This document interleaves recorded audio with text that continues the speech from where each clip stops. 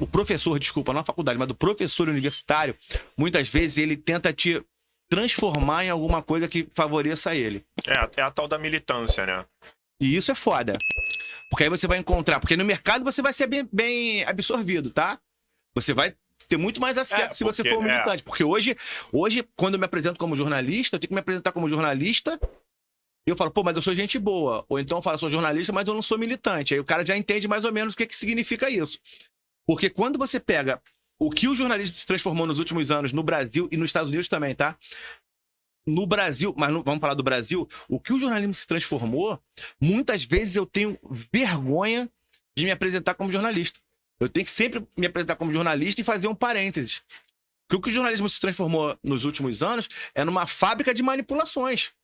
É uma tentativa desesperada de vender para o público uma realidade que não existe e que eles têm certeza que existe. E quando isso... Aí a gente volta para a nossa realidade aqui, que é um papo mais leve. Quando isso entra no esporte, quando isso o pessoal quer militar no esporte, quando você pega personagens que já militavam na década de 80... que a democracia corintiana era militância. Uhum. Já militavam, tiveram respeito muito mais pela militância deles do que pelo futebol deles. Que se você pegar a democracia corintiana, é uma lenda. É uma farsa que a imprensa criou. Os caras ganharam Paulista lá. Acho que ganharam Paulista em 83, 84. Os caras não têm história nenhuma. Tudo perdedor. Sócrates perdedor. Casagrande perdedor.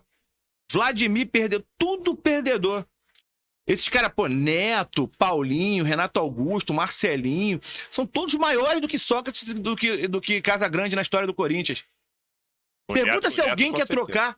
Pergunta se algum corintiano não militante, o cara que viveu o que a democracia corintiana viveu, pergunta se ele quer trocar participação na Direta Já, showzinho com a Rita Lee, Casagrande com faixinha, Sócrates falando que vai ficar no Brasil se a democracia voltar. Pergunta se ele prefere esse Corinthians ou se ele prefere o Corinthians dos anos 2000 que ganhava tudo.